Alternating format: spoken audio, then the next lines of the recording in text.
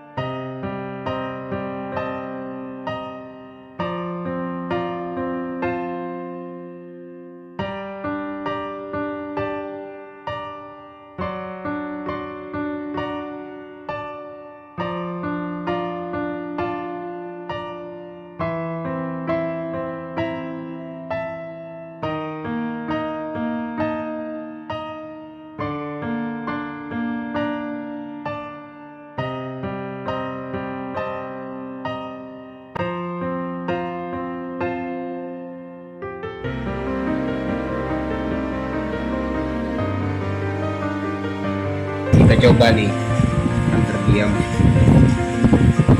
Wah.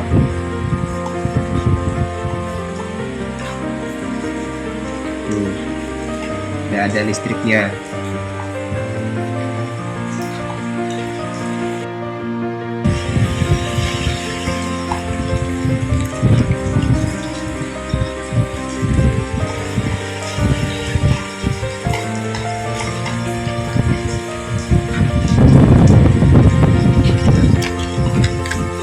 Udah tuh, pakai air mineral aman.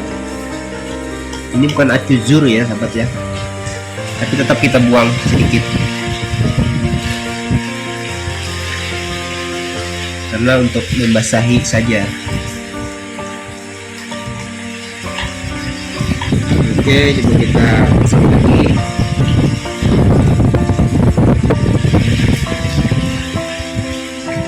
Tuh berputar.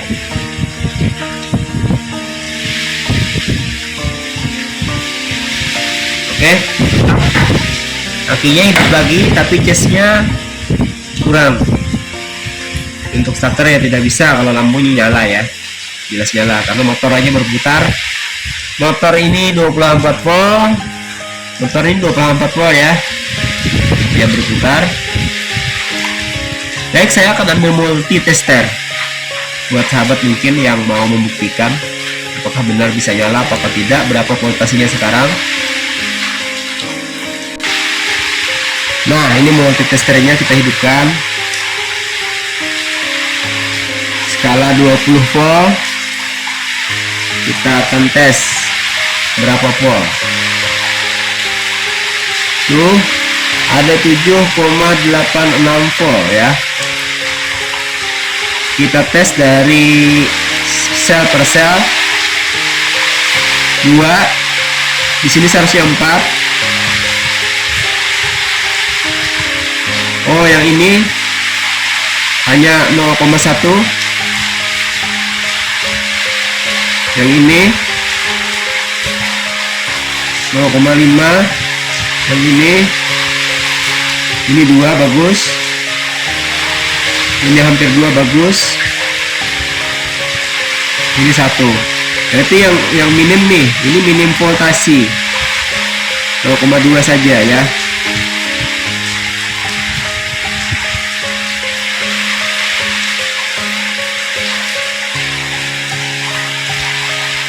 Oh, ini tidak kontak sahabat nih. Di sini dia 0, tapi ke dalam 1 ya. Ini lagi coba 0 ke dalam 0 sini.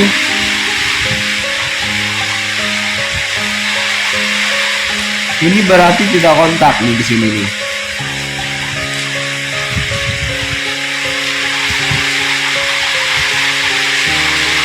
Satu, ini harus saya.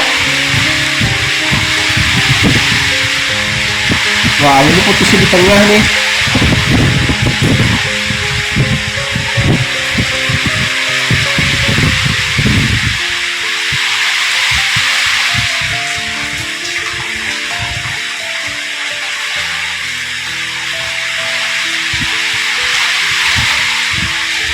Satu di situ. 2,9. Wah, ini fokus nih di tengah sini nih. Oke, ini harus saya perkuat di sini ya. Yang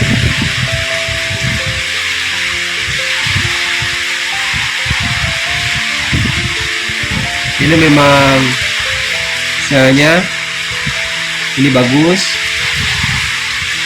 ini bagus, ini kurang.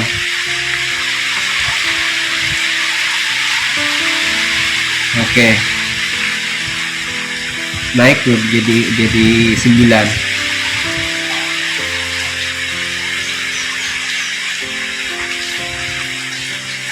Nah, ini naik jadi 1. Oke, jadi secara keseluruhan ini mulai naik tuh jadi 9,11. Kalau gini sudah langsung terbang nih motornya nih.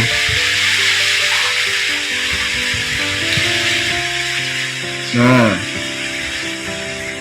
kencang dia.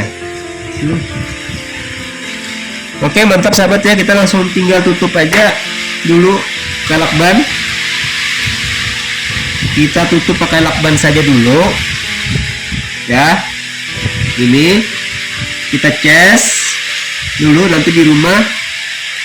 Oke, nah nanti kita rapikan tutupnya pakai pemanas. Kalau sudah beres baru kita tutup permanen gitu ya sahabat ya. Korosi karena airnya itu air keras, itu memakan ke timah penghubung antara sel 1 ke sel 2, 3 dan seterusnya. Nah, jadi sahabat tinggal dibuka pakai gergaji besi ya, dan diakal-akali bisa diperbaiki. Ini sudah saya buktikan. Jadi apa yang dibagikan oleh kawan-kawan di YouTube itu benar adanya. Jadi aki itu bisa diperbaiki selama rusaknya itu bukan karena usia, tapi rusaknya karena terjadinya korosi penghubung atau konektor antara sel ke sel, dan itu kita bisa akali supaya bisa kita sambung lagi. Oke, baik, berbagi saya kali ini mudah-mudahan bermanfaat buat sahabat Haji Banjar. Jadi ternyata benar ya apa yang dibagikan oleh kawan-kawan itu, bahwa aki yang mati itu bisa diperbaiki jika memang karena putus. Ini tadi jelas putusnya di sini satu putusnya dengan di sini. Nah, jadi ini pasti bisa nyala kalau kita perbaiki yang putusnya. Nah, karena dia dimakan oleh cairan elektrolit timahnya, lalu keropos dan terputus. Jadi wajar kalau kita beli aki sebulan 2 bulan itu sekali starter langsung mati dia. Nah, itu pertanda putus dan itu bisa diperbaiki. Kalau aki memang sudah dipakai puluhan tahun, 4 tahun atau 2 tahun atau 3 tahun, itu normal matinya. Itu memang tidak bisa diperbaiki lagi. Tapi kalau aki itu putus tiba-tiba ketika kita starter teknik langsung mati, itu artinya ada yang keropos karena dimakan oleh cairan elektrolitnya, kemudian terkejut oleh starter, tegangan yang terlalu tinggi atau ampere yang keras kencang, maka dia putus langsung sama sekali ya, karena starter itu. Demikian sahabat, assalamualaikum warahmatullahi wabarakatuh.